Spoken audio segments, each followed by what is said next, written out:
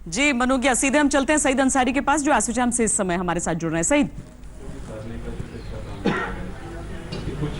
जी।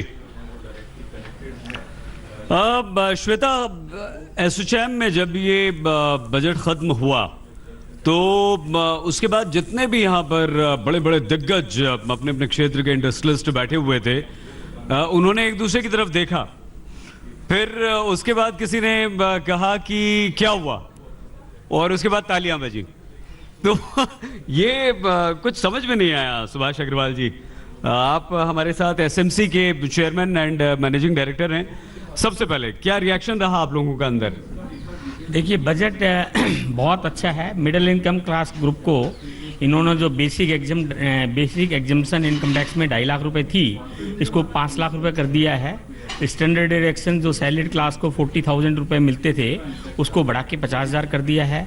और 80C के अंदर जो डिडक्शन 1.5 लाख है, उसको इंटैक्ट रखा है इंस्पाइट ऑफ कि 2.5 लाख से 5 लाख बेसिक एग्जम्पशन बढ़ाने के बावजूद उसको इंटैक्ट रखा है। सर, आप एक बात बताइए अग्रवाल साहब, ये वो जो खामोशी क्या थी बजट खत्म होने के बाद? और इंडस्ट्री के तौर पर, अगर हम इंडस्ट्री, आप सारे इंडस्ट्रियलिस्ट यहाँ पर बैठे हुए हैं, उन लोगों की उम्मीदें देखी जाए तो क्या वहाँ कुछ सरकार आप लोगों के लिए कर पाई है, या चुनावों के मद्देनजर 2019 को देखते हुए जो वोटर है उसको ध्यान में रखते हुए किया गया है? देखिए, बजट पे जो फोकस किया गया है वो मिडिल इनकम क्लास ग्रुप पे है, फार्मर्स पे है। क्योंकि जो स्कीम 2 एकड़ के ऊपर 6,000 रुपये देंगे, और ये दिसंबर 2018 से इम्प्लीमेंट किया, दैट इज़ वेरी इंपॉर्टेंट। और 75,000 करोड़ का ये 4-5 महीने फायदा मिल जाएगा। हाँ जी, हाँ जी, मई तक मिलेगा जी इसका। चुनाव तक। और 3 इंस्टॉलमेंट में 2,000 रुपये देंगे उनको डायरेक्ट ट्रांसफ़र। तो ये इसके इलेक्शन को तो ध्यान में रखा गया है। बाकी ये बहुत डिमांड थी मिडिल इनकम ग्रुप, जो कि उनको बेनिफिट नहीं मिल रहा था लास्ट 4-5 ईयर से, उसके लिए बहुत अच्छा बजट है। और जो 10 पॉइंट विजन दिया है इन्होंने कि लाइक इंडस्ट्री को एनर्जी पर इंडिपेंडेंट करने की कोशिश है। इलेक्ट्रिकल व्हीकल 2030 तक स्टार्ट कर देंगे, और ये जो व्हीकल्स पे एनर्जी जो कम खर्च होगा वो एक काफ़ी हमारा इंपोर्ट का बिल काफ़ी रिड्यूस होगा इससे। और बहुत सारे टारगेट दिए हैं कि 2005 साल के अंदर 5 ट्रिलियन इकोनॉमी का टारगेट है, और नेक्स्ट 8 ईयर्स में it should be 10 trillion economy. And ये कुछ अच्छे टारगेट बनाए हैं, अच्छे विजन बनाए हैं। तो मैं समझता हूँ कुल मिला के बजट बहुत बैलेंस करने की कोशिश की गई है। हालांकि 27 लाख करोड़ का एक्सपेंडिचर बताया है, कैसे रेज होगा इस पे डायरेक्शन रोड मैप अभी नहीं मिला है। लेकिन जो फिस्कल डेफिसिट इन्होंने बोला है कि 3.4% हम इस पे कंटेन करेंगे, और करंट अकाउंट डेफिसिट 2.5% पर कंटेन करेंगे। ये अच्छा पॉजिटिव स्टेप है फिस्कली डिसिप्लिन करना। तो इससे इनका विजन और इनका पता लग रहा है कि भाई ये रेज कैसे करेंगे।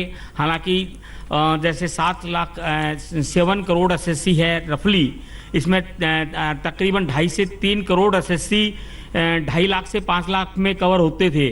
तो इतने एसएससी कम हो जाएंगे, तो डायरेक्ट टैक्स चैलेंज रहेगा कि डायरेक्ट टैक्स में जो 12 लाख करोड़ या 13 लाख करोड़ का जो टारगेट ये लेके चल रहे हैं, इसको कैसे पूरा करेंगे।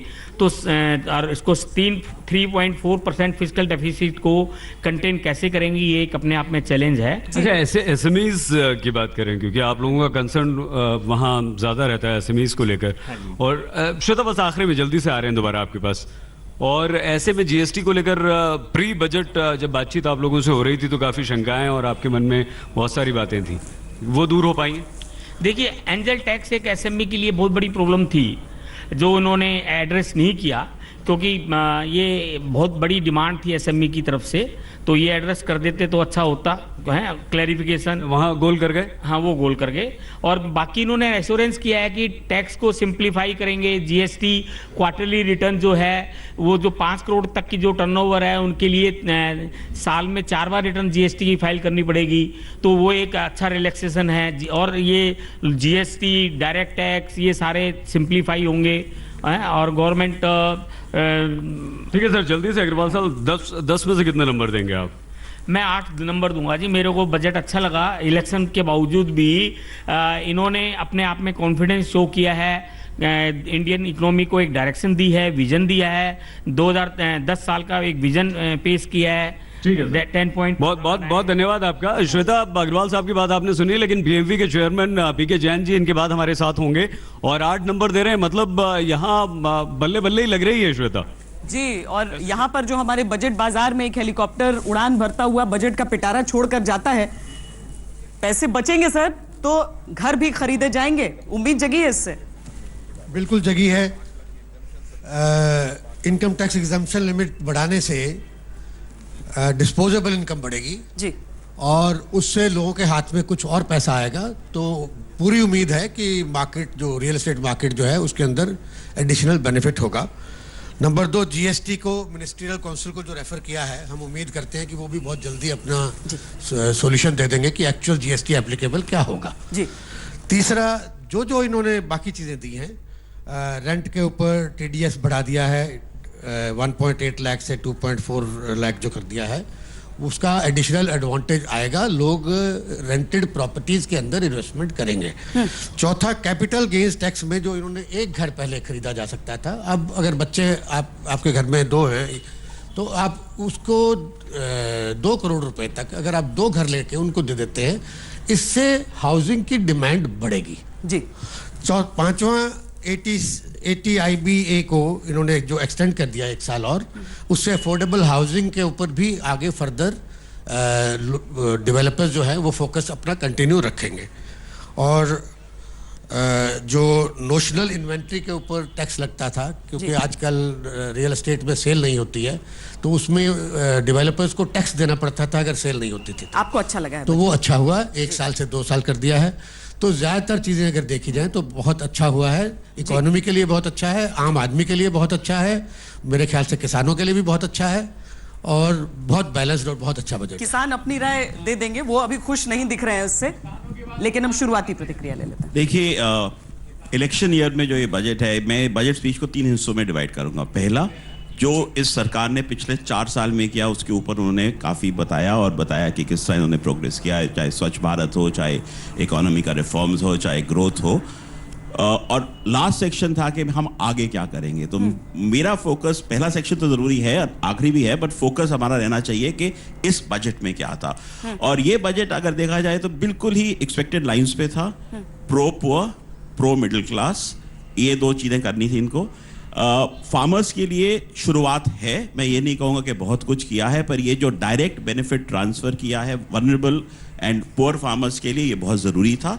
और इसकी शुरुआत बहुत ज़रूरी थी, क्योंकि इससे उनके बैंक अकाउंट खुलेंगे, इनको एक इमीडिएट जो ये फेलियर, सुसाइड वगैरह होता है, कुछ हद तक वो घटेगा। बिल्कुल जो कर सकते थे फार्मर्स के लिए, इंश्योरेंस में कुछ कर सकते थे, मे बी नेशनल फंड बना सकते थे इंश्योरेंस के लिए, ताकि जो फार्मर्स को अभी नॉन स्टैंडर्ड रेट्स मिल रहे हैं कि इंश्योरेंस के प्रीमियम कहीं हाई है कहीं लो हैं, उसमें कुछ कर सकते थे। ये मिनिमम सपोर्ट में हॉर्टिकल्चर को इंक्लूड कर सकते थे, ताकि जो अभी 22 क्रॉप्स है उनके अलावा कुछ और भी हो सकते थे, और फार्मर्स के लिए शायद डेयरी पॉलिसी वगैरह को भी स्टैंडर्डाइज कर सकते थे। जहां पे इन्होंने ये जो अनाउंसमेंट किया डायरेक्ट बेनिफिट ट्रांसफर की, बहुत अच्छी अनाउंसमेंट है, और मेरा ख्याल ये step in the right direction है। दूसरा जो बड़ा अनाउंसमेंट उन्होंने किया है सोशल सेक्टर के पॉइंट ऑफ व्यू से, वो है जो इनफॉर्मल सेक्टर के लिए पेंशन स्कीम। वो भी, उसका भी बहुत इम्पैक्ट होगा, क्योंकि जॉब क्राइसिस है इस टाइम, और इनफॉर्मल सेक्टर में हमारे 80 to 90% लोग इनफॉर्मल सेक्टर में काम करते हैं। तो ये भी बड़ा जरूरी अनाउंसमेंट था जो इन्होंने इस बजट में किया। बट जॉब्स के लिए आई वुड हैव वांटेड कि और भी करते। सोच रहे हैं या 60? मैं कहूंगा कि 7 नंबर बजट के लिए, और अगर इंप्लीमेंट ठीक से हो, अगर हम इंप्लीमेंट कर सकें, ये कैश ट्रांसफर इंप्लीमेंट कर सकें, ये स्कीम्स, क्योंकि पीछे स्कीम्स इंप्लीमेंट नहीं हुई, अगर इंप्लीमेंट होंगी तो 8 नंबर दूंगा मैं। एको करना चाह रही हूँ। एक तो अगर जॉब क्रिएशन है तो वो 6 देंगे, क्योंकि डायरेक्टली जॉब क्रिएशन पे बात नहीं हुई है। वो सिस्टमिक चेंज की ज़रूरत है जॉब क्रिएशन के लिए, वो उन्होंने डायरेक्शन सेटिंग किया हुआ है। पेंशन स्कीम वो बहुत ही अच्छा हुआ है। First time national unorganised sector का ऑलरेडी वेलफेयर बोर्ड है, उस पर उन्होंने अभी they have put money behind it, पर वो एग्जीक्यूशन की बात है। अगर वो from an intent perspective it is very good, it's a first time हुआ है। किसानों के लिए आई थिंक आई वुड एको, वो जो बता रहे हैं, state government has to chip in, 6,000 काफी नहीं होगा, हाँ। तो we have to have additional. और ये बैंक अकाउंट ट्रांसफर होगा, तेलंगाना में चेक्स दिया गया ताकि लोन अगर हम करा रहे हैं तो वहीं से एक ना एक इट विल जीरो आउट। हाँ। तो ये सोचना पड़ेगा ये एग्जीक्यूशन कैसे हो। MSP prices in horticulture, fisheries पे किया है, एनिमल हस्बेंड्री में this is very good, fisheries, dairy, पर डेयरी का ऑलरेडी बोर्ड कुल है। मिलाकर आपको अच्छा लग रहा है? एवरेज एवरेज लग रहा है। हम सीधे चलते हैं अपनी सहयोगी मीनाक्षी कांडवाल के पास, जो कि इस समय फिक्की से मौजूद हैं हमारे साथ। मीनाक्षी,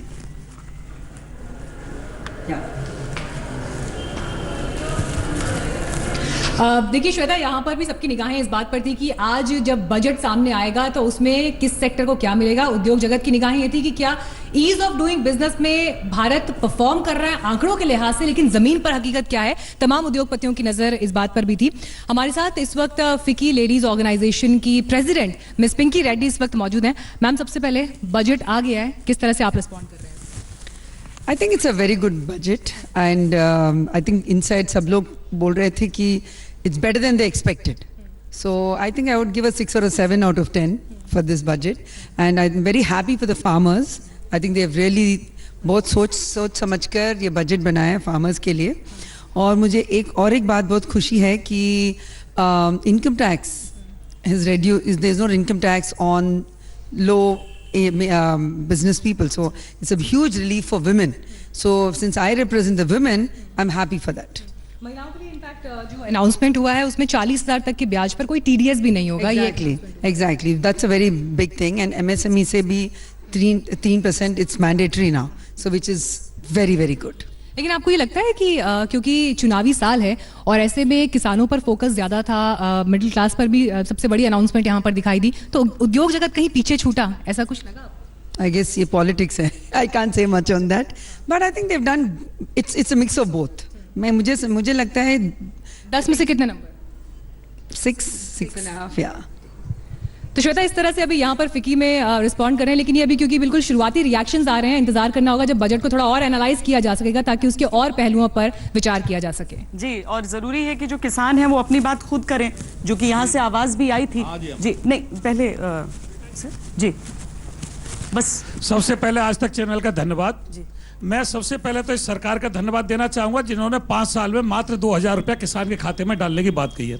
वो भी आए ना है क्योंकि किसानों ने सरकार बनाई और अच्छी समझ के सरकार बनाई। पिछला बजट भी सारे चैनलों ने किसान बजट कहा। एमएसपी आज तक किसी को नहीं मिला जो घोषित किया रबी की फसलों का, और अब के भी उन्होंने घोषणा की है कि दिसंबर से 6,000 रुपया 2 हेक्टेयर के किसान तक के आ जाएगा। उसके लिए बहुत बड़ा धन्यवाद, क्योंकि ऊंट के मुंह में जीरा डालने की बात की है और जीरे से शायद ऊंट झिक भी जाएगा। ये जो इन्होंने स्वास्थ्य बीमा लगाई थी 5 लाख की, उसका किसी किसान को, मजदूर को फायदा नहीं हुआ। और शिक्षा पे जो कह रहे थे 12वीं तक की शिक्षा माफ करेंगे, ये करेंगे, जब शिक्षा है ही नहीं सरकारी स्कूलों में तो उसे फ्री कर लो चाहे महंगी कर लो, वहां शिक्षा है ही नहीं। किसान और मजदूर तो 5 साल से ठगा का ठगा रह गया। किसान मजदूर ने इसलिए इस सरकार को नहीं बनाया था कि हमें ठगा जाए। प्राइवेट सेक्टर में मजदूर की 6,000 रुपये मात्र तनख्वाह है, 6 महीने में ब्रेक दे दिया जाता है। सिक्योरिटी गार्ड वाला 12 घंटे ड्यूटी करता है, मात्र 6,000 रुपए मिलते हैं 12 घंटे में। और किसान की हालत इतनी कमजोर हो गई है, ये लोन देने की बात करते हैं, लोन पटाने की बात नहीं करते। इस देश का किसान कब तक कर्ज में डूबता रहेगा, कब तक आत्महत्या करता रहेगा। इनकम टैक्स के नोटिस किसानों पर जा रहे हैं जिन्होंने 2009 में और 8 में जमीन खरीदी थी, और जब तक नोटिस नहीं पड़ता उससे पहले इनकम टैक्स जुर्माना बोल देता है और फिर कहता है कोर्ट में जाओ।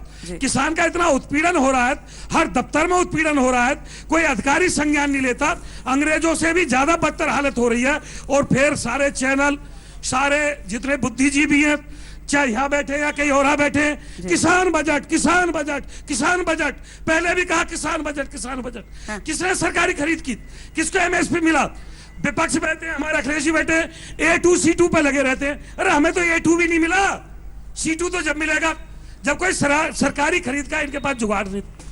किसान के लिए ना कोई स्वास्थ्य लाभ है, ना कोई शिक्षा लाभ है, ना कोई रोजगार लाभ है, ना फसलों के उचित दाम मिलते हैं। मतलब और कोई भी पार्टी हो सीधे तौर पर नहीं सोच रही है। नहीं, मैं ये सोच रहा हूँ देश का किसान कर्ज लेता क्यों है? जी। इतना कमाने वाले को, सबसे बुरा खाने वाले को, सबसे बुरा पहनने वाले को कर्ज लेने की क्यों जरूरत पड़ गई उसे? क्यों उसे कर्ज देते हैं वो? कर्ज पटाने की बात करें ना, कर्ज कौन पटाएगा किसान का? उनकी राय भी किसान आत्महत्या कर रहा है हमेशा। उनकी राय भी सुन लेते हैं। धन्यवाद। मैं एक छोटी सी बात कहनी चाहूँगा अपनी तरफ से। हम किसान हैं, हम अपने खेत में बीज का एक दाना बोते हैं और उस फिर पौधे पे 100 दाने लगते हैं, यानी कि हमारे एक दाने का 100 गुना हो गया। 100 गुना पैदा करने वाला किसान कर्ज में है। 100 गुना पैदा करने वाले किसान की जमीन बैंक में गिरवी रखी है। 100 गुना पैदा करने वाला किसान आत्महत्या करने की तरफ अग्रसर हो रहा है। आखिर देश को हो क्या गया? बजट में सरकार को चिंता है हवाई जहाज उड़ाने वाली कंपनियों की, बजट में चिंता है शराब कारोबारियों की, बजट में चिंता नहीं है तो अन्नदाता की नहीं है। बहुत बुरी हालात हैं। देश के पूर्व प्रधानमंत्री स्वर्गीय राजीव गांधी ने यह स्वीकार किया था कि जो 1 रुपया दिल्ली से चलता है, किसानों के पास मात्र उसका 10 पैसे पहुंचते हैं। और यह सत्य बात है। आज तक वो 10 पैसे 11 पैसे के रूप में नहीं बदले, चाहे सरकार कितनी बदल गई, वो 10 पैसा ही रहा। किसानों की आत्महत्या का सबसे बड़ा ये कारण है, किसानों के कर्जे में डूबने का सबसे बड़ा ये कारण है, किसानों का घाटे में रहने का सबसे बड़ा ये कारण है। क्यों नहीं कोई करते हैं? आप लोग भी नहीं करते हैं, बीजेपी ने भी नहीं किया। देखिए, आदरणीय मोदी जी ने वादा तो किया था 15 लाख देने का, हाँ। और जब थैला उठाने के जाने की बारी आई तो 500 रुपये महीना कुछ किसानों के लिए बोल रहे हैं। 500 रुपये महीना। अभी भी गांव में वृद्धा पेंशन, विधवा पेंशन, विकलांग पेंशन 500 रुपये महीना मिलता है। अब आते हैं हम किसान से शुरू कर देते हैं, फिर उसके बाद बजट पे बताएंगे। आपने डीएपी जो 580 रुपये की थी वो 1350 रुपये कर दी। बहुत लोगों को पता भी नहीं होगा डीएपी क्या होता है। आपने जो यूरिया था जो 100 कुछ रुपए का था वो आपने 296 रुपए का कर दिया। दुकान पे 330 रुपए का बेच रहे हैं और 50 रुपए का जो कट्टा बोरा था उसको आपने 45 किलो कर दिया। और दवाइयाँ और केमिकल और सब बात जाने दीजिए। अब किसी सरकार की जो जाती हुई सरकार है उसके बजट का अगर आपको मूल्यांकन करना है तो सबसे पहले आप करिए कि जो सरकार 5 साल थी और जो उसने पहला बजट लाया था उस पहले बजट के जो वादे थे उसका क्या हश्र हुआ, तभी हम जान पाएंगे सरकार बेईमान है कि ईमानदार है। इस सरकार में क्योंकि तो जाता हुआ बजट है। मतलब ये सरकार नहीं रही आगे तो आपकी सरकार आई तो आप इसको बढ़ा देंगे? नहीं, हम कह रहे हैं कि जब मोदी जी आए थे 2014 में आप किसानों की उन सारी समस्याओं का निवारण कर दिया। दूसरी बात मैं ये कह रहा हूं कि मूल्यांकन मोदी जी का पहली बजट से करिए। जाते हुए बजट का क्या मूल्यांकन करना? 70 दिन बाद दूसरी सरकार आ जानी है। हाँ। क्या उन्होंने गंगा मैया साहब की 30 साल में बोला था? इनके पार्लियामेंट के क्वेश्चन बताते हैं कि मात्र 15% साफ हुई। आज ये बोला कि 2030 तक हम साफ करेंगे। उमा भारती जी ने तो यहाँ तक कहा था कैमरे पे कि अगर नहीं साफ होगे 3 साल में तो मुझको इसी गंगा मैया में डुबो देना।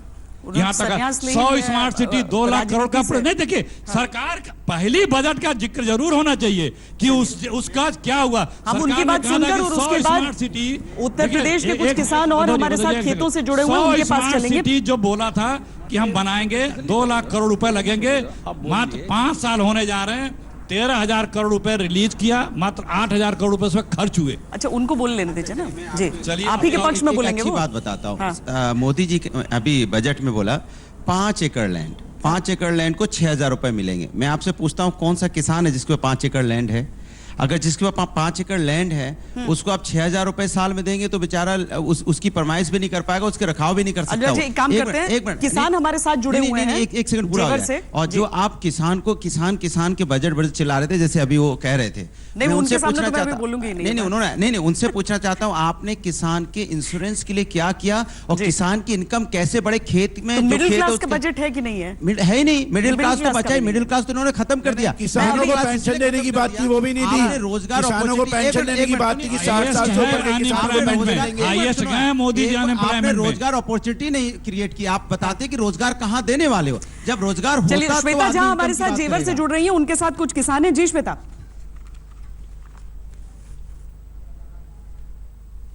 बिल्कुल श्वेता, यहाँ पर किसानों को हमने बताया कि क्या बजट आया है और उस पर क्या कुछ कहना है, सीधे उन्हीं से हम पूछते हैं। इसमें सरकार ने ये कहा है कि किसानों को फसल का पूरा मूल्य नहीं मिलता था, लेकिन सरकार ने 22 फसलों का एमएसपी तय कर लागत से 50% ज्यादा किया। फायदा हुआ यानी कि कुल मिलाकर आप लोगों का? पहली बात तो ये है कि 22 जीन्स जहां तक बात है तो उसमें केवल गवर्नमेंट केवल 2 ही फसलों का खरीद करती है, गन्ना और गेहूं। और गन्ना और गेहूं में भी प्राइवेट सेक्टर को बढ़ावा ज़्यादा मिला है।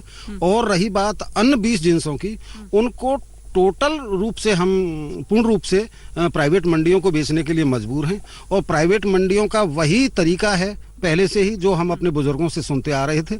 लिहाजा ये सिर्फ एमएसपी का बढ़ाना एक मंत्र है और मंत्रों से पेट नहीं भरता। यानी कि बिचौलिए अब भी हैं और उससे अभी आप परेशान हैं और ज्यादा मजबूत हुए हैं जी। और दूसरी जो बड़ी बात बजट में ये कही गई कि 2 हेक्टेयर तक जमीन वाले किसानों को 6,000 रुपए सालाना इनकम सपोर्ट दिया जाएगा। हालांकि ये आगे की बात है, लेकिन 3 किश्तों में दिया जाएगा। तो क्या इससे खुशी कहीं ना कहीं या आशा? खुशी तो किसान को, अगर ये पैसा जो सरकार ने एक स्कीम बनाई है, अब आप समझ लीजिए कि अगर 3 किस्तों में 6,000 रुपए सरकार देने जा रही है और 2,000 रुपए अगर एक बार में किसान को मिला, जो कि सरकार सोच रही है कि देंगे, तो समझिए 2,000 रुपए में आज के इस महंगाई के दौर में होता क्या है। अगर ये किस्त एक साथ किसान को दी जाती तो कम से कम उसको थोड़ा बहुत इससे लाभ हो सकता था। सोच बहुत अच्छी है प्रधानमंत्री जी की, लेकिन उनसे उम्मीद और अपेक्षा हर किसान, हर नौजवान बहुत ज्यादा रखता है। इस पे उन्हें बहुत ही गंभीरता से विचार करने के लिए हम बोलते हैं कि एक बार वो नौजवानों और किसानों के बारे में और ज्यादा सोचें। इससे भी जैसे उम्मीद थी उस हिसाब से आया है बजट? नहीं, देखिए, जब सारी चीजें क्रियान्वयन होंगी तब उसके बाद ही ये निर्णय हो पाएगा कि इसका लाभ हुआ या हानि। लेकिन अभी तो जो भी कुछ सुनने को मिल रहा है वो सब अच्छा ही अच्छा मिल रहा है। और हम उम्मीद, जमीनी हकीकत कुछ और। जमीनी हकीकत तो आपको पहले भी बता दिया कि मुद्रा योजना हुई या किसानों के क्रेडिट कार्ड हुए या कर्ज माफी हुई। सरकार का अथक प्रयास है, सरकार हर संभव प्रयास कर रही है कि किसानों को लाभ मिले। लेकिन जो नुमाइंदे बैठे हुए हैं, चाहे वो बैंकों में बैठे हुए हों या वो फील्ड में बैठे हुए हों, वो सही मायने में जनता तक उसका जो अधिकार है, जो उसकी हक है, उस तक उसको नहीं पहुंचने दे रहे हैं। इस पर प्रधानमंत्री जी को बहुत ही अपनी। अच्छा, यहाँ तक कि आप लोगों ने ये भी कहा कि जब आप लोन लेने जाते हैं तो बैंक में कहते हैं कि भाई इस तरह का कोई नियम ही नहीं है, ट्रैक्टर के लिए लोन नहीं मिलता है। जी, कोई भी जाते हैं बैंकों में, हम चक्कर लगाते हैं। हमने चक्कर भी लगाए थे, अभी ट्रैक्टर लिया था, हमने नया लिया था।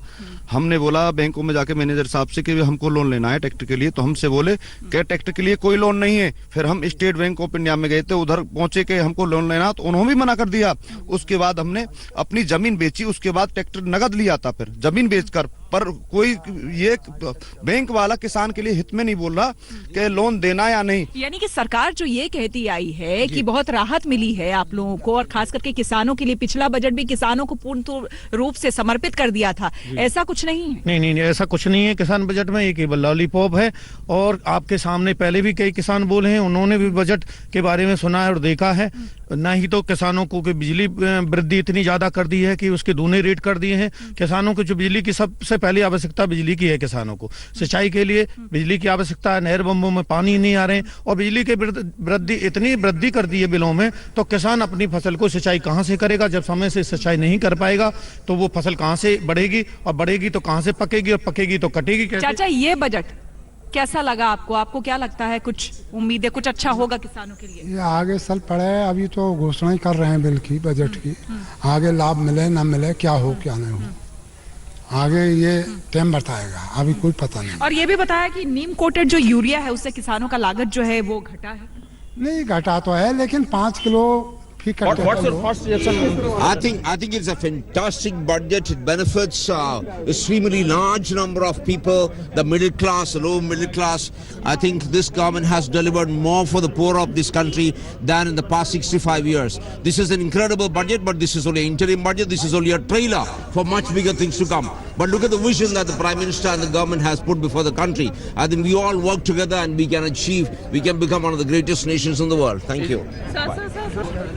आइए सर, आइए नीचे आइए, थोड़ा सा आगे इधर खड़ा हो जाते हैं ना। हाँ, आइए सर, आइए सिंगल करना चाहिए, रोल अलग अलग कर लेते हैं ना सर छोटा छोटा करेंगे ना सर। क्या कहेंगे सर इस बजट पर? एक बार जो बोलना है बोलते। अच्छा, हाँ, ये देश के अंदर जो हमारे लघु सीमांत किसान हैं, जिनकी संख्या 12.5 करोड़, उन सब किसानों के लिए प्रधानमंत्री किसान सम्मान निधि, और इसके तहत ये जो लघु सीमांत किसान हैं 12-12.5 करोड़ परिवार, प्रति साल 6,000 करोड़ रुपये उनको 4-4 महीने पर उनके खाते में जाएगा।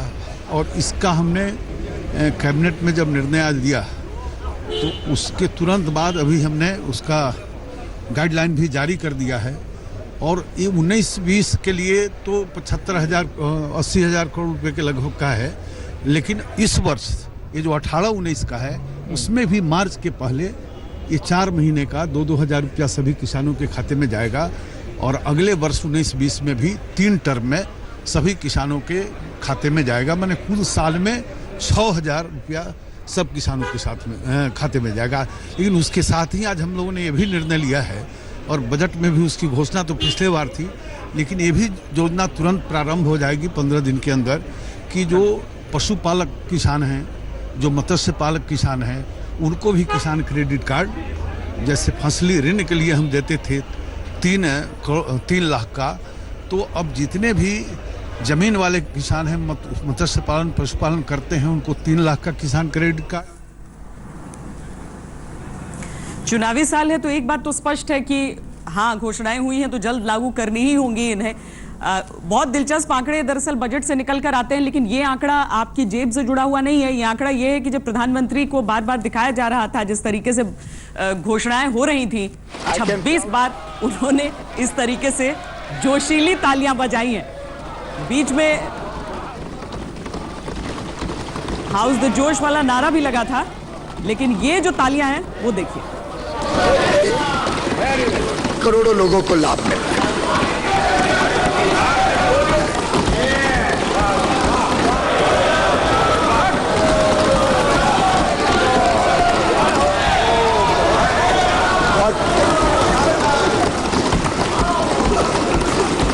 सस्टेनेबल जेनेटिक का प्रावधान करेंगे एंड अ लॉन्ग लाइफ। 36 तालियां, लेकिन जनता कितनी तालियां बजाएगी उससे तय होगा बजट की जो मंशा थी वो सफल है या नहीं है। लेटेस्ट खबरों के लिए यूं ही देखते रहिए आज तक, और इस वीडियो के पसंद आने पर लाइक, शेयर एंड सब्सक्राइब करना ना भूलें।